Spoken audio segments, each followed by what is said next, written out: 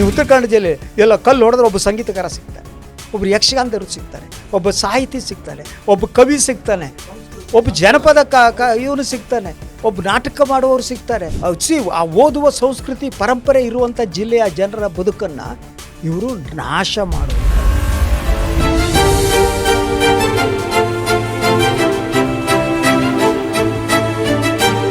ಬೊಮ್ಮಾಯಿಗೆ sir chief minister ಆಗಿದ್ದಂಥವ್ರು ಅಲ್ಲಿ ನೀರಾವರಿ ಯೋಜನೆಗೆ ಬೇರೆ ಏನೋ ಮಾಡೋಕ್ಕೆ ಆಗಲಿಲ್ವರೆಗೆ ತುಂಗಭದ್ರಾ ತಗೊಂಡು ಹೋಗ್ಬೋದು. ಬಲಿದಾನ ಆಗೋದು ಉತ್ತರ ಕನ್ನಡ ಜಿಲ್ಲೆ. ಉತ್ತರ ಕನ್ನಡ ಜಿಲ್ಲೆ ನಾಶ ಮಾಡೋದು ಕೊಟ್ಟಿದ್ದಾರೆ.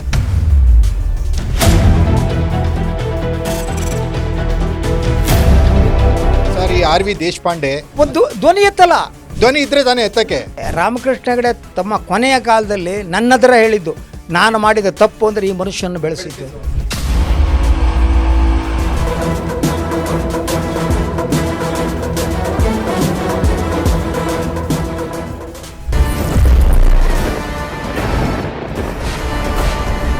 ಲೇಡೀಸ್ ಆ್ಯಂಡ್ ಜೆಂಟಲ್ಮನ್, ಈ ಕರ್ನಾಟಕದ ಮಲೆನಾಡಿನ ಎದೆಗೂಡಿಗೆ ಆವಾಗವಾಗ ಬೆಂಕಿ ಹಚ್ಚುವಂಥ ಕೆಲಸಗಳನ್ನು ಈ ರಾಜಕಾರಣಿಗಳು ಮಾಡ್ತಾನೆ ಇರ್ತಾರೆ. ಒಂದೇ ಜಿಲ್ಲೆ ಹಲವು ಪ್ರಪಂಚ ಅನ್ನೋ ಥರ ನಮ್ಮ ಕಾರವಾರ ಜಿಲ್ಲೆ ಇತ್ತು. ಕರಾವಳಿ, ಘಟ್ಟ ಪ್ರದೇಶ, ಮಲೆನಾಡು, ಜೊತೆಗೆ ಆಕರ್ಷಕ ಅನ್ನುವಂತಹ ನದಿಗಳು, ಝರಿಗಳು, ಜಲಧಾರೆಗಳು, ವಾವ್ ಅನ್ನೋ ಥರ. ಕಾರವಾರ ಜಿಲ್ಲೆ ಯಾರೇ ನೋಡಿದ್ರು ಕೂಡ ವಾವ್ ಅನ್ನೋ ಥರ. ನಾನು ಆವಾಗಲೇ ಹೇಳಿದಂಗೆ ಒಂದು ಜಿಲ್ಲೆ ಹಲವು ಪ್ರಪಂಚ ಅನ್ನೋ ಥರ ಇತ್ತು. ಹಲವು ಯೋಜನೆಗಳು ಕಾರವಾರ ಜಿಲ್ಲೆಯನ್ನು ಈಗ ಆಕ್ರಮಿಸಿಕೊಂಡಿವೆ. ಅಲ್ಲಿಯ ಜನರ ಜೀವನ ಆಕ್ರಂದನ ಆಗ್ತಾ ಇದೆ. ಈಗ ಮತ್ತೊಂದು ಕಾರವಾರ ಜಿಲ್ಲೆಯ ಪ್ರಮುಖ ಬೇಡ್ತಿ ನದಿಯನ್ನು ವರದಾ ನದಿಗೆ ಜೋಡಿಸುವಂಥ ಕೆಲಸ. ಈ ಕೆಲಸ ಏನಾದರೂ ಪ್ರಾರಂಭ ಆಗಿಬಿಟ್ರೆ ಅಲ್ಲಿಯ ಪರಿಸರಕ್ಕೆ ಏನಾಗುತ್ತೆ, ಅಲ್ಲಿಯ ಜನರ ನಾಡಿ ಮಿಡಿತ, ಮಲೆನಾಡು ಯಾವ ರೀತಿ ತನ್ನ ಸಹಜ ಸೌಂದರ್ಯವನ್ನು ಕಳೆದುಕೊಳ್ಳುತ್ತೆ, ಈ ವಿಚಾರವಾಗಿ ಮಾತನಾಡಲಿಕ್ಕೆ ಅದೇ ಭಾಗದವರಾದಂತಹ ಹಿರಿಯ ಪತ್ರಕರ್ತರು, ಖ್ಯಾತ ಪತ್ರಿಕೋದ್ಯಮಿ ಆದಂತಹ ಸನ್ಮಾನ್ಯ ಶ್ರೀ ಶಶಿಧರ್ ಭಟ್ ಅವರು ನಮ್ಮ ಜೊತೆಗಿದ್ದಾರೆ. ಬನ್ನಿ ಅವ್ರನ್ನ ಕಾರ್ಯಕ್ರಮಕ್ಕೆ ಸ್ವಾಗತಿಸೋಣ. ಸರ್ ನಮಸ್ತೆ, ಕಾರ್ಯಕ್ರಮಕ್ಕೆ ಸ್ವಾಗತ. ಸರ್ ಈಗ ನಮ್ಮ ಸಿರ್ಸಿ, ನಿಮ್ಮ ಸಿದ್ದಾಪುರ, ಈಗ DPR ಅನುಮೋದನೆಯಾಗಿದೆ ಈ ವರ್ಷ ಅನ್ನೋ ಥರ. ಆಮೇಲೆ ಶಿರ್ಸಿಯಿಂದ ಹಾವೇರಿವರೆಗೂ ಇರುವಂಥ ರಸ್ತೆ, ಆ ರಸ್ತೆ ಸಂಪೂರ್ಣವಾಗಿ ಆಗದೇ ಇರೋದಕ್ಕೂ ಕೂಡ ಈ ಯೋಜನೆಯೇ ಕಾರಣ ಅನ್ನುವಂಥ ಮಾತುಗಳು. ಈ ಬೇಡ್ತಿ ವರದಾ ಸರ್, ಇದರ ಅವಶ್ಯಕತೆ, ಅನಿವಾರ್ಯತೆ ಇದೆಯಾ ಅಂತ? ಸರ್, ಮೊದಲು ಒಟ್ಟಾರೆ ಪರಿಸ್ಥಿತಿಯನ್ನು ನೋಡೋಣ. ಪಶ್ಚಿಮ ಘಟ್ಟಕ್ಕೆ ಧಾರಣ ಶಕ್ತಿ ಇದೆಯಾ ಇಲ್ಲ? ಹೌದು, ಇದು ಮೊದಲ ಪ್ರಶ್ನೆ. ತಡೆದುಕೊಳ್ಳೋಕ್ಕಾಗತ್ತಾ? ಆಗುತ್ತಾ ಇಲ್ವಾ? ಯಾಕೆಂದರೆ ನೀವು ನಮ್ಮ ಜಿಲ್ಲೆಯಲ್ಲಿ ಇದುವರೆಗೆ 8ಕ್ಕೂ ಹೆಚ್ಚು ಅಣೆಕಟ್ಟುಗಳಿವೆ. ಹೌದು, ಅದರ ಜೊತೆಗೆ ಸೀಬರ್ಡ್ ನೌಕಾನೆಲೆ ಇದೆ ಅಲ್ವಾ, ಇದು ಇದೆ, ಕೈಗಾ ಅಣು ಕೇಂದ್ರ ಇದೆ. ಹೀಗೆ ಇಡೀ ಉತ್ತರ ಕನ್ನಡದ ಜಿಲ್ಲೆಯ ಮೇಲೆ ಸತತವಾದ ದೌರ್ಜನ್ಯ ಮತ್ತು ಅತ್ಯಾಚಾರ ನಡೀತಾ ಇದೆ ಅನ್ನೋದು ಒಂದನೇ ಪಾಯಿಂಟ್. ಸೆಕೆಂಡ್ ಥಿಂಗ್, ಪಶ್ಚಿಮ ಘಟ್ಟದಲ್ಲಿ ನೀವು ದಕ್ಷಿಣ ಕನ್ನಡದ ಕಡೆ ನೋಡಿದರೆ, ಶಿರಾಡಿ ಘಾಟ ಏರಿಯಾದಲ್ಲಿ ನೋಡಿದರೆ, ಅಲ್ಲಿ ಬಂದಂಥ ಮಿನಿ ಜಲವಿದ್ಯುತ್ ಯೋಜನೆಗಳೇನು ಮಾಡಿವೆ ಅಂದರೆ ಅಲ್ಲಿಯ ಆನೆ ಕಾರಿಡಾರನ್ನು ನಾಶಪಡಿಸಿ, ಹೌದು, ಹೀಗಾಗಿ ಅಲ್ಲಿ ಆನೆಗಳು ಸಕಲೇಶ್ಪುರದ ಕಡೆ ಬರೋದು ಪ್ರಾರಂಭ ಮಾಡಿದೆ. ಹಾಗೆಯೇ ನೀವು ಉತ್ತರ ಕನ್ನಡದಲ್ಲಿ ನಮ್ಮಲ್ಲಿರುವ ಬಹಳ ಅದ್ಭುತವಾದ ತಳಿಗಳು, ಮಂಗಗಳೇನಿವೆ, ಅದರದ್ದು ಹಾವುಗಳು, ಹೌದು. ಸೊ ಇದನ್ನೆಲ್ಲ ನಾಶಪಡಿಸುವ ಒಂದು ಹಂತಕ್ಕೆ ಬಂದು ತಲುಪಿದೆ. ಇದರ ಪರಿಣಾಮ ಹೇಗಾಗಿದೆ ಅಂದರೆ, ಪಶ್ಚಿಮ ಘಟ್ಟ ನಮಗೆ ಯಾಕೆ ಮುಖ್ಯ ಅಂತ ಅಂದರೆ ಮಳೆಗಾಗಿ, ಸಮತೋಲನಕ್ಕಾಗಿ, ಹವಾಮಾನದ ಸಮತೋಲನ. ಈಗ ಪಶ್ಚಿಮ ಘಟ್ಟಗಳ ಮೇಲೆ ನಡೆಯುತ್ತಿರುವ ಸತತವಾದ ದಾಳಿಯಿಂದಾಗಿ ಮಳೆ ಅನ್ನುವುದು ಮಲೆನಾಡು ಪ್ರದೇಶದಿಂದ ಉತ್ತರದ ಕಡೆ ಹೋಗ್ತಾ ಇದೆ. ನೀವು ಹಾಕಿ ನೋಡಿದ್ರೆ, ಸೊ ನೀವು ಮಧ್ಯ ಕರ್ನಾಟಕ ಮತ್ತು ಉತ್ತರ ಕರ್ನಾಟಕದಲ್ಲಿ ನೀವು ಸಣ್ಣವರು ಇರ್ಬೇಕು. ಹೌದು ಸರ್, ಶಿರ್ಸಿಯಲ್ಲಿ ಮಳೆ ಶುರುವಾಯಿತು ಅಂದರೆ ನಾವು ಸ್ಕೂಲ್ಗೆಲ್ಲ ಹೋಗುವಾಗ ಸರ್, ಒಂದೊಂದು ಮಳೆ 15 ದಿನಗಂಟ್ಲೆ ಸ್ಟಾಪ್ ಆಗ್ತಿರ್ಲಿಲ್ಲ. 15 ದಿನ ಸತತವಾಗಿ ಮಳೆ. ಹೌದು, ಈಗ ಆ ಮಳೆ ಹೊರಟೋಯ್ತು. ಅದ್ರ ಜೊತೆ ನೀವು ಸ್ಕೂಲಿಗೆ ಹೋಗ್ಬೇಕಾದ್ರೆ ಸುಮಾರು ಮಳೆಗಾಲ ಪ್ರಾರಂಭ ಆಗಿ ಜುಲೈ ಹೊತ್ತಿಗೆ, ಆರಿದ್ರಾ ಮಳೆ ಬರುವ ಹೊತ್ತಿಗೆ ನೆಲದಿಂದ ಜಲ ಹೊಡಿತಾ. ಹೌದು, ನಾವು ಅದನ್ನು ನೋಡ್ತಾ ಇದ್ದೆ. ಹಾಗೆ ಜಲಪಾತಗಳು ಕಾಡ್ತಾ ಇದ್ದೆ. ಹೌದು, ಅದೆಲ್ಲವೂ ಕೂಡ ಇವತ್ತು ನಾಶ ಆಗಿದೆ. ಮತ್ತು ಒಟ್ಟಾರೆ ವರ್ಷದಲ್ಲಿ ಬೀಳುವ ಮಳೆಯ ಪ್ರಮಾಣ ಇದೆಯಲ್ಲ, ಅದು ಕುಸಿತ ಕಂಡಿದೆ. ಸೊ ಆದ ಕಾರಣದಿಂದಾಗಿ ಈ ಪರಿಸರದ ಮೇಲೆ ಆಗಿರುವ ಈ ಅತ್ಯಾಚಾರ ಅಂತಾನೆ ಕರೀತೀನಿ ನಾನು, ದಬ್ಬಾಳಿಕೆ ಅತ್ಯಾಚಾರ, ಇದನ್ನು ಉಳಿಸಬೇಕಾದಂಥ ಒಂದು ಸ್ಥಿತಿಯಲ್ಲಿ ಇನ್ನೊಂದು ಯೋಜನೆ ಬರ್ತಿದೆ. ಇದು ನದಿ ತಿರುವು ಯೋಜನೆ. ಅಲ್ಲ, ಈಗ ಬರ್ತೀನಿ ಆ ವಿಚಾರಕ್ಕೆ. ಈಗ ನೀವು ಪರಿಸರವಾದದ ಬಗ್ಗೆ, ಪರಿಸರದಲ್ಲಿ ಆಗ್ತಾ ಇರುವಂತಹ ಹಿನ್ನಡೆ ಬಗ್ಗೆ ನೀವು ಮಾತನಾಡ್ತಾ ಇದ್ರಿ. ಈಗ ಈ ಪರಿಸರವಾದವನ್ನು ಮಾತಾಡೋದು ಕಾರವಾರ ಜಿಲ್ಲೆಯವರು ನಾವು ಅಲ್ಲಿ ಎಲ್ಲ ಕಳ್ಕೊತಿದ್ದೀವಿ ಅನ್ನೋ ಥರದ್ದು ಒಂದು ನಮಗೆ ಭಯ ಕಾಡ್ತಾ ಇದೆ. ಆದರೆ ಪಕ್ಕದ ಜಿಲ್ಲೆಯವ್ರು ಏನು ಮಾಡ್ತಿದ್ದಾರೆ, ಈ ಹಾವೇರಿ ಗದಗ ಜಿಲ್ಲೆಯವ್ರು ಏನು ಮಾಡ್ತಿದ್ದಾರೆ ಅಂದರೆ, ಅಭಿವೃದ್ಧಿ ಮುಖ್ಯ, ಅಭಿವೃದ್ಧಿ ಬೇಕಲ್ಲ, ವೈಜ್ಞಾನಿಕವಾಗಿ ಮಾಡ್ತಿದ್ದೀವಿ ನಾವು. ವೈಜ್ಞಾನಿಕತೆ ಇಲ್ಲ ಅಂದರೆ DPR ಹೇಗೆ ಅಪ್ರೂವಲ್ ಮಾಡ್ತಿದ್ರು? ಅದು ಬೇರೆ ಪ್ರಶ್ನೆ. ಅದು ಹೇಗಾಯ್ತು ಇಲ್ಲ, ಎಲ್ಲೆಲ್ಲಿ ಒತ್ತಡಗಳು, ಯಾರ್ಯಾರ ಒತ್ತಡಗಳು ನೋಡಿದೀವಿ. ಅದು ನಂಗೆ ದುರಂತ ಅಂದರೆ ಸರ್, ದುರಂತ ಅಂದರೆ ನೋಡಿ, ವಿಶ್ವೇಶ್ವರ ಹೆಗಡೆ ಕಾಗೇರಿ MP, ಹೌದು. ಈ ಹಿಂದೆ MP ಇದ್ದಂಥವ್ರು ಅನಂತಕುಮಾರ್ ಹೆಗಡೆ, ಅವರು ಇದ್ರೂ ಕೂಡ ಘಟಾನುಘಟಿಗಳು ಅದೇ ಭಾಗದಿಂದ ಬಂದಂಥವ್ರು. ಆದ್ರೂ ಕೂಡ ಹೆಂಗ್ ಸಾಧ್ಯ ಆಯ್ತು ಇದು? ಅದನ್ನೇ ಇದು ಈಗ ಬೊಮ್ಮಾಯಿ ಈ ವಿಚಾರವನ್ನ ತೆಗೆದುಕೊಂಡಿದ್ದಾರೆ ಅಲ್ವಾ. ಬೊಮ್ಮಾಯಿ ಇದನ್ನ ಹಾವೇರಿ ತೆಗೆದುಕೊಂಡು ಹೋಗ್ಲೇಬೇಕು, ಶಿಗ್ಗಾಂವಿಗೆ ತೆಗೆದುಕೊಂಡು ಹೋಗ್ಬೇಕು.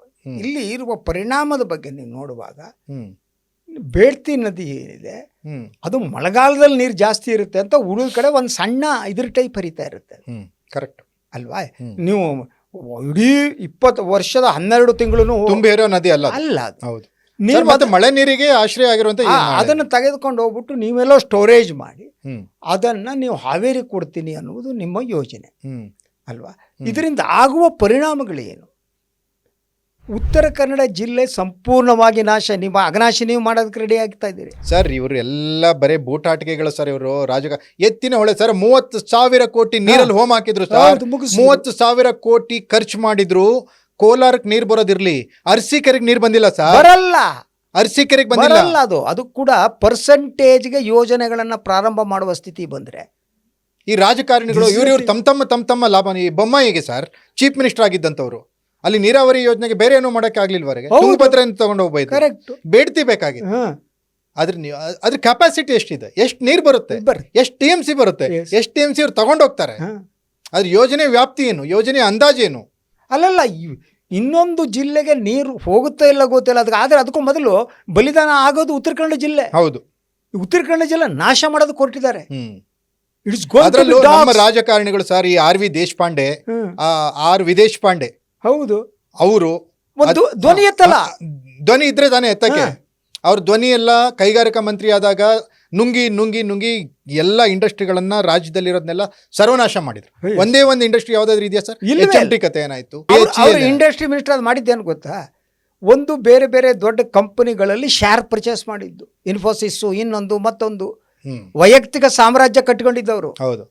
ಕಾರವಾರ ಜಿಲ್ಲೆಗೆ ಅವ್ರ ಕೊಡುಗೆ ಏನ್ ಸರ್? ಯಾವುದೇ ಸರ್ಕಾರ ಬಂದ್ರು ಮಿನಿಸ್ಟರ್ ಅಲ್ಲಲ್ಲ. ರಾಮಕೃಷ್ಣ ಹೆಗಡೆ ತಮ್ಮ ಕೊನೆಯ ಕಾಲದಲ್ಲಿ ನನ್ನದರ ಹೇಳಿದ್ದು, ನಾನು ಮಾಡಿದ ತಪ್ಪು ಅಂದ್ರೆ ಈ ಮನುಷ್ಯನ ಬೆಳೆಸಿದ್ದು ಅಂತ ರಿಪೆಂಟ್ ಇತ್ತು. ಆ ನಾಯಕತ್ವ ಹುಟ್ಕೊಳ್ತಾ ಇಲ್ಲ ಸರ್. ರಾಮಕೃಷ್ಣ ಹೆಗಡೆ ಅವ್ರ ನಂತರ ಅಲ್ಲಿಯ ಸ್ವಂತಿಕೆಗಾಗಿ, ನೇಟಿವಿಟಿಗಾಗಿ, ಅಲ್ಲಿ ಜಿಲ್ಲೆಗಾಗಿ ಏನಾದ್ರು ಮಾಡ್ತೀನಿ ಅನ್ನೋ ನಾಯಕತ್ವ ಇಲ್ವೇ ಇಲ್ಲ. ಈಗ ಏನು ಗೊತ್ತಾ, ಇದನ್ನ ನನಗನ್ಸೋದು ಏನು ಗೊತ್ತಾ, ಒಂದು ಬೃಹತ್ತಾದ ಒಂದು ಆಂದೋಲನ ಹುಟ್ಟಬೇಕಾಗಿ ಸರ್. ಇವರೇ ಎಲ್ಲ ಸರ್. ಈಗ ಬೊಮ್ಮಾಯಿ ಮಗನ ಜೊತೆಗೆ ಹೆಬ್ಬಾರ್ ಮಗ ಪಾರ್ಟ್ನರ್ ಸರ್. ಅವರಿಬ್ರು ಸೇರಿ ಒಂದು ಇಲ್ಲಿಗಲ್ ಕ್ರಷರ್ ಮಾಡ್ತಿದ್ದಾರೆ. ಇದೇ ಶಿಗ್ಗಾವಿ ಕಾನ್ಸ್ಟಿಟ್ಯೂನ್ಸಿಯಲ್ಲಿ ಬರುತ್ತೆ. ಸಿರ್ಸಿಂದ ಮುಂಡಗೋಡ ತಡಸಾದ್ಮೇಲೆ ಹುಬ್ಳಿಗೆ ಹೋಗೋ ರೋಡಲ್ಲಿ ಸಿಗುತ್ತೆ. ಜನಪ್ರತಿನಿಧಿಗಳ ವಿರುದ್ಧ ಕಾಂಗ್ರೆಸ್ ಇರಲಿ, BJP ಹೋರಾಟ ಪ್ರಾರಂಭ ಮಾಡ್ಬೇಕು. ಜಿಲ್ಲೆ ಒಳಗೆ ಕಾಲಿಡಬೇಡ ಅನ್ಬೇಕು.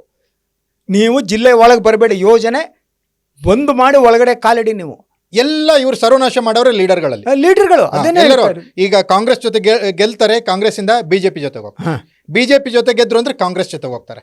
ಏನಂದ್ರೆ ರಾಜಕಾರಣ ಅಂದ್ರೆ ಅವರ ಒಂದ್ ರೀತಿ ಈ ಅಷ್ಟು ವ್ಯಭಿಚಾರಗಳನ್ನ, ರಾಜಕೀಯ ವ್ಯಭಿಚಾರಗಳನ್ನ ನಾನು ನೋಡೇ ಇಲ್ಲ. ಆ ತರದ ಅಲ್ಲ, ಅದ್ರ ಜೊತೆಗೆ ಏನು ಗೊತ್ತಾ, ನೀವು ನಮ್ಮ ಜಿಲ್ಲೆಯಲ್ಲಿ ಪ್ರವಾಸೋದ್ಯಮವನ್ನು ಅತ್ಯದ್ಭುತವಾಗಿ ಅದು ಒಂದು ರೀತಿ ಜಲಪಾತಗಳ ಜಿಲ್ಲೆ ಸರ್. ಗೋವಾ ಪಕ್ಕದಲ್ಲಿದೆ ಸರ್ ಅಲ್ವಾ. ಒಂದು ಸರಿಯಾದ ಒಂದು ಪ್ರವಾಸೋದ್ಯಮ ಬೆಳೆಯೋದಕ್ಕೆ ಕೂಡ ಅವಕಾಶ. ಗೋಕರ್ಣದಕ್ಕಿಂತ ನಮ್ಗೆ ಬೇಕಾ ಸರ್ ಪ್ರವಾಸೋದ್ಯಮ? ಮುರುಡೇಶ್ವರಕ್ಕಿಂತ ಬೇಕಾ ಸರ್? ಯಾಣಕ್ಕಿಂತ ಬೇಕಾ? ಐತಿಹಾಸಿಕ ಸ್ಥಳಗಳು ಎಷ್ಟು ಸರ್? ಬನವಾಸಿ, ಕನ್ನಡದ ಮೊದಲ ರಾಜಧಾನಿ ಬನವಾಸಿ. ಅದರ ಜೊತೆ ನೋಡಿ, ಉತ್ತರ ಕನ್ನಡದ ಸಂಸ್ಕೃತಿ ಇದೆಯಲ್ಲ, ಸಹಸ್ರಲಿಂಗ ವಿಧಾನ ಇದೆಯಲ್ಲ ಸರ್. ಈ ಬೇಡ್ತಿಗೆ ಸಹಸ್ರಲಿಂಗ ಹಾಳಾಗೋಗುತ್ತೆ. ಅದನ್ನೇ ನಾನು ಅದನ್ನೇ ಹೇಳೋಣ ಅಂತಿದ್ದೆ. ಸಹಸ್ರಲಿಂಗ ಹಾಳಾಗ್ತಾ ಇದೆ. ಸಿರ್ಸಿಂದ 15 ಕಿಲೋಮೀಟರ್ ಒಳಗಡೆ ಇರೋದು. ಸೊ ಅದ್ರ ಜೊತೆಗೆ ಈಗಾಗಲೇ ಉತ್ತರ ಕನ್ನಡದ ಜಿಲ್ಲೆಯ ಜನ ಈ ಜಲವಿದ್ಯುತ್ ಯೋಜನೆಗಳಿಂದ ಸಾಕಷ್ಟು ಅನುಭವಿಸಿದೆ. ಹೌದು. ಅಂದ್ರೆ ನೀವು ಕೇವಲ ಆ ಜನರನ್ನು ಕೊಲ್ತಾ ಇಲ್ಲ, ಅಲ್ಲಿ ಸಂಸ್ಕೃತಿ ಪರಂಪರೆ ಇದೆಯಲ್ಲ. ನೀವು ಉತ್ತರ ಕನ್ನಡ ಜಿಲ್ಲೆ ಎಲ್ಲ ಕಲ್ಲು ಹೊಡೆದ್ರೆ ಒಬ್ಬ ಸಂಗೀತಗಾರ ಸಿಗ್ತಾನೆ, ಒಬ್ರು ಯಕ್ಷಗಾನದವರು ಸಿಗ್ತಾನೆ, ಒಬ್ಬ ಸಾಹಿತಿ ಸಿಗ್ತಾನೆ, ಹೌದು. ಒಬ್ಬ ಕವಿ ಸಿಗ್ತಾನೆ, ಹೌದು, ಸಂಸ್ಕೃತಿ ಒಬ್ಬ ಸಂಪ್ರದಾಯ. ಜನಪದ ಹೌದು, ಇವನು ಹೌದು, ಸಿಗ್ತಾನೆ, ಹೌದು. ಒಬ್ಬ ನಾಟಕ ಮಾಡುವವರು ಸಿಗ್ತಾರೆ. ಆ ಓದುವ ಸಂಸ್ಕೃತಿ ಪರಂಪರೆ ಇರುವಂತ ಜಿಲ್ಲೆಯ ಜನರ ಬದುಕನ್ನ ಇವರು ನಾಶ ಮಾಡೋದು. ಆಮೇಲೆ ಮತ್ತೊಂದು ನನಗೆ ಏನಂದ್ರೆ ತೀರಾ ವಿಚಿತ್ರ ಅನಿಸ್ತಿರೋದು ಮತ್ತೆ ಪ್ರಶ್ನಾರ್ಥಕ ಅಂತ ಕಾಡ್ತಿರೋದು, ಬಹಳ ಜನ ಅತಿರಥ ಮಹಾರಥರು ಪತ್ರಕರ್ತರಿದ್ದಾರೆ. ಹೌದು, ನಮ್ಮ ಜಿಲ್ಲೆಯವರಿದ್ದಾರೆ, ಶಿರ್ಸಿ ಸಿದ್ದಾಪುರ ಭಾಗದವರು, ಯಲ್ಲಾಪುರ, ಕುಮಟಾ, ತುಂಬಾ ಜನ. ಅವ್ರು ಯಾಕೆ ಬಾಯಿ ಬಿಡ್ತಾ ಇಲ್ಲ. ಅಲ್ಲಲ್ಲ, ತುಂಬ ಜನ ಇಲ್ಲ, ನಿಯಂತ್ರಣ ಅವ್ರದ್ದೇ ಇದೆ. ನೀವು ಕುತ್ಕೊಂಡು ನೋಡಿದರೆ ಯಾರ್ಯಾರು ಸಂಪಾದಕರಿದ್ದಾರೆ, ಯಾರ್ಯಾರಿದ್ದಾರೆ, ಎಲ್ಲ ಸಂಪಾದನೆ ಮಾಡ್ಕೊಂಡು ಆರಾಮಾಗಿದ್ದಾರೆ. ನೊಬ್ಬಡಿ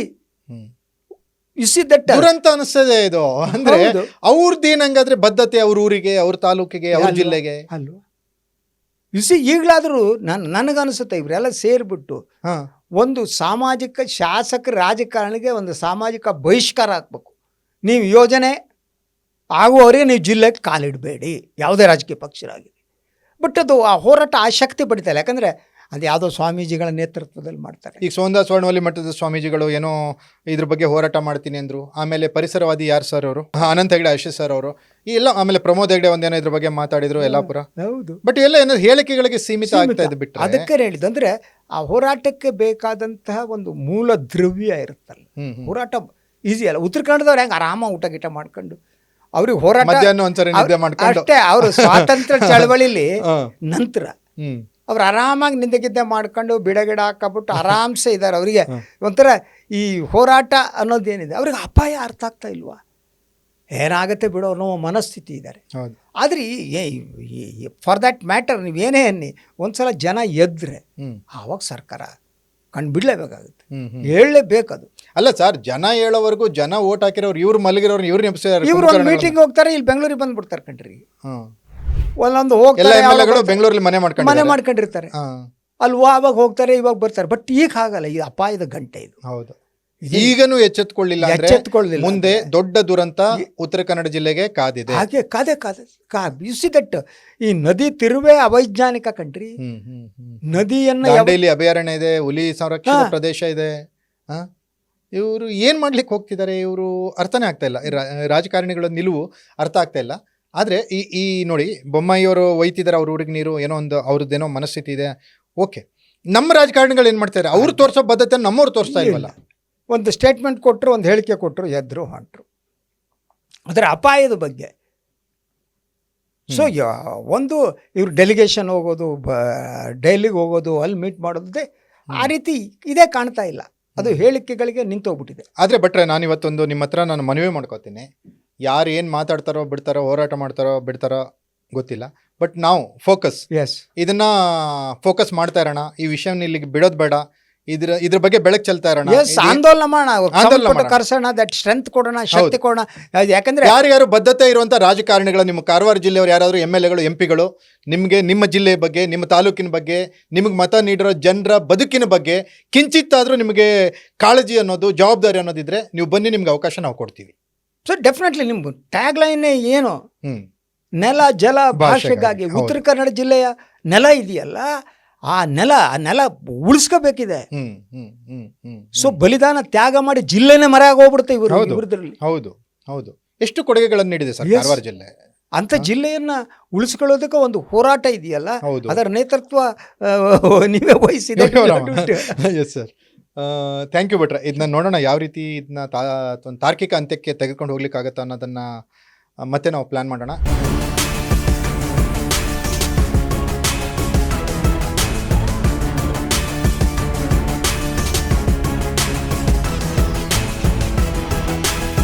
ಇದಾಗಿತ್ತು ಖ್ಯಾತ ಪತ್ರಕರ್ತರು ಶ್ರೀ ಶಶಿಧರ್ ಭಟ್ ಅವರ ಜೊತೆಗಿನ ವಿಶೇಷ ಸಂವಾದ. ನೆಲ ಜಲ ಭಾಷೆಗಾಗಿ ನೋಡ್ತಾ ಇರಿ focus TV.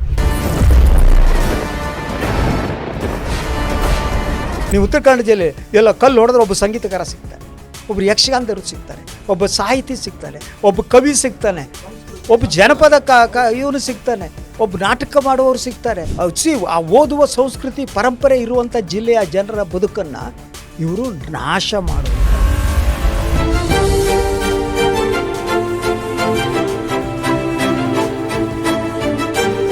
ಬೊಮ್ಮಾಯಿಗೆ sir chief minister ಆಗಿದ್ದಂಥವ್ರು, ಅಲ್ಲಿ ನೀರಾವರಿ ಯೋಜನೆಗೆ ಬೇರೆ ಏನೂ ಮಾಡೋಕ್ಕೆ ಆಗ್ಲಿಲ್ವರೆಗೆ ತುಂಗಭದ್ರಾ ತಗೊಂಡು ಹೋಗ್ಬೋದು. ಬಲಿದಾನ ಆಗೋದು ಉತ್ತರ ಕನ್ನಡ ಜಿಲ್ಲೆ.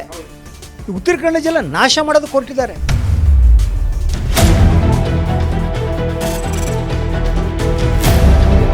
ಸರ್, ಈ ಆರ್ ವಿ ದೇಶಪಾಂಡೆ ಒಂದು ಧ್ವನಿ ಎತ್ತಲ್ಲ. ಧ್ವನಿ ಇದ್ರೆ ತಾನೇ ಎತ್ತಕ್ಕೆ. ರಾಮಕೃಷ್ಣ ಹೆಗಡೆ ತಮ್ಮ ಕೊನೆಯ ಕಾಲದಲ್ಲಿ ನನ್ನದರ ಹೇಳಿದ್ದು, ನಾನು ಮಾಡಿದ ತಪ್ಪು ಅಂದರೆ ಈ ಮನುಷ್ಯನ ಬೆಳೆಸಿದ್ದು.